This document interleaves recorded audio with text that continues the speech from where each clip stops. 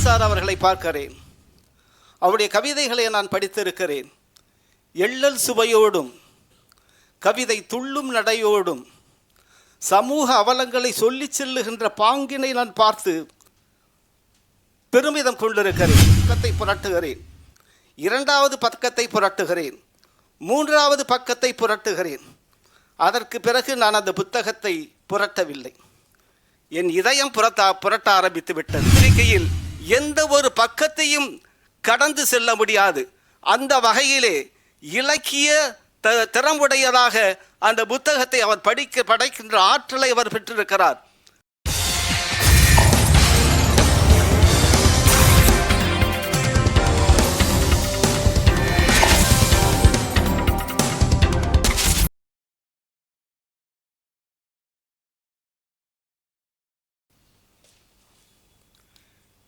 மரியாதைக்குரிய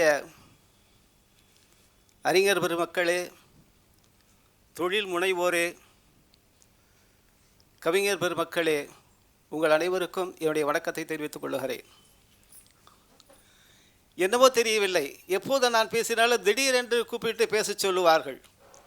என்ன பேசுவது என்று நான் யோசிக்க வேண்டிய தருணமாக அது இருக்கும். அதே போல தான் நம்முடைய நண்பர் பாபு அவர்கள் என்னை அழைத்து உடனே பேச சொல்லிவிட்டார்.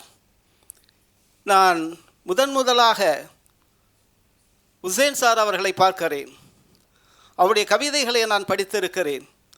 எள்ளல் சுவையோடும் கவிதை துள்ளும் நடையோடும் சமூக அவலங்களை சொல்லி செல்லுகின்ற பாங்கினை நான் பார்த்து பெருமிதம் கொண்டிருக்கிறேன்.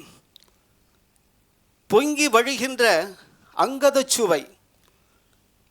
சுவையை அங்கங்கே சொல்லி செல்லுகின்ற பாங்கு, இங்கிதத்தோடு சொல்லுகின்ற பாங்கு அவருடைய பண்பாட்டின் உச்சமாக நான் கவனித்திருக்கிறேன்.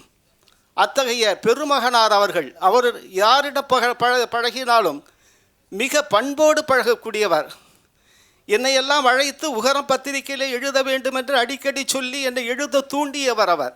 இப்படி எத்தனையோ பேரை எழுத அவர்கள் வைத்திருக்கிறார்கள்.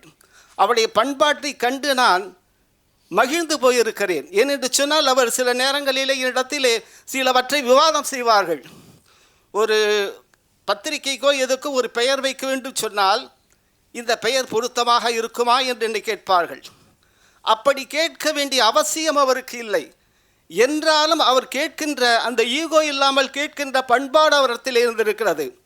அதை கண்டு நான் பெருமிதப்பட்டு இருக்கிறேன். ஒரு முறை அவரை நான் அனைத்து இந்திய தமிழ் எழுத்தாளர் சங்கத்திலே சந்திக்கிறேன். அவர் என்னிடத்திலே ஒரு புத்தகத்தை கொடுக்கிறார், உகரம் புத்தகத்தை கொடுக்கிறார். நான் அதை பார்க்கிறேன். முதல் பக்கத்தை புரட்டுகிறேன், இரண்டாவது பக்கத்தை புரட்டுகிறேன், மூன்றாவது பக்கத்தை புரட்டுகிறேன். அதற்கு பிறகு நான் அந்த புத்தகத்தை புரட்டவில்லை.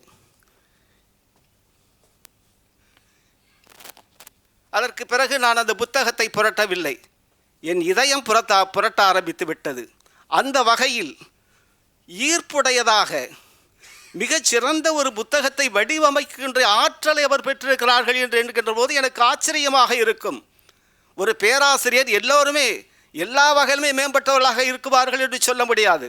அவர் ஒரு பேராசிரியர் என்றாலும் கூட ஆர்வத்தை தூண்டுகின்ற வகையிலே ஒரு புத்தகத்தை எப்படி வடிவமைக்க வேண்டும் என்பதை அவர்கள் தெரிந்து வைத்திருக்கிறார்கள். அது இயல்பாகவே அவரிடத்திலே இருந்திருக்கிறது. அவர் புத்தகத்தை படிக்கிறேன். அதில் ஜாதி இல்லை, மதம் இல்லை, ஜாதியை பேசவில்லை, மதத்தை பேசவில்லை, அரசியலை பேசவில்லை, திரைப்படத்தை பேசவில்லை, மனிதத்தை மட்டுமே பேசியது. இப்படி ஒரு புத்தகத்தை கொடுக்க முடியுமா என்று நான் யோசித்திருக்கிறேன். என்று சொன்னால் ஜனரஞ்சக பத்திரிகைகள் எல்லாம் மக்கள் விரும்புகின்ற பத்திரிகைகளும் இவை எல்லாவற்றுமே இருக்கும். சில புத்தகங்களை படிக்கின்ற போது சிலவற்றை அந்த புத்தகங்களிலேயே பலவற்றை நாம் கடந்து சென்று விடுகிறோம். ஆனால் உகரம் பத்திரிகையில் எந்த ஒரு பக்கத்தையும் கடந்து செல்ல முடியாது. அந்த வகையிலே இலக்கிய திறமுடையதாக அந்த புத்தகத்தை அவர் படைக்கின்ற ஆற்றலை அவர் பெற்றிருக்கிறார். அதை போல நண்பர் பாபு அவர்கள் புதிய வாணிகம் என்ற ஒரு பத்திரிகை ஆரம்பித்திருக்கிறார். அந்த பத்திரிகை என்னென்று சார் இப்போ டெக்னாலஜி எல்லாம் வளர்ந்துக்கிட்டே இருக்குது. அதனால் வாணிகமும் வளர்ந்து கொண்டே இருக்கும், புதிதாக தோன்றி கொண்டிருக்கும். அதை மையப்படுத்துகின்ற வகையிலே, அதை குறிப்பிடுகின்ற வகையிலே புதிய வாணிகம் என்ற பத்திரிகை பெயரை வைத்து அந்த பத்திரிகையை நடத்தி கொண்டிருக்கிறார்கள். இந்த வாணிகம் என்பது நமக்கு ஒன்று புதிதல்ல. எப்படி சங்க இலக்கியத்திற்கு முன்னாலே, சங்க இலக்கியத்தில் எல்லாம் காதலும் வீரமும் விவசாயம் என்பது போல வணிகமும் மிகவும் பழமையான ஒன்று. அது நாட்டின் பொருளாதாரத்தை கட்டமைக்கக்கூடியது, பல முனைவோர்களை, தொழில் முனைவோர்களை உருவாக்கக்கூடியது, பலருக்கு வேலை வாய்ப்பு தரக்கூடியது, வேலை வாய்ப்பு மையமாக செயல்படக்கூடியது.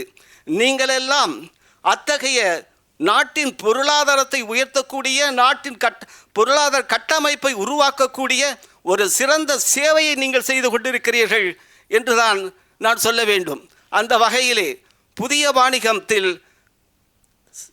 வாணிகத்தில் இருக்கின்ற உங்கள் அத்தனை முனைவர்களுக்கும், தொழில் முனைவர்களுக்கும் என்னுடைய பாராட்டுதலை, நன்றியை தெரிவித்துக் கொள்ளுகிறேன்.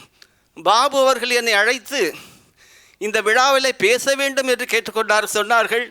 அவருக்கும் என்னுடைய நன்றியை தெரிவித்துக் கொண்டு, உங்கள் அனைவருக்கும் என்னுடைய நன்றியை தெரிவித்துக் கொண்டு வாய்ப்பளித்தமைக்கு நன்றி கூறி அமைகிறேன். நன்றி, வணக்கம். நீங்கள் இந்த சேனலுக்கு புதுசாக இருந்தால் நம்ம சேனலை சப்ஸ்கிரைப் பண்ணுங்கள், லைக் பண்ணுங்கள், ஷேர் பண்ணுங்கள்.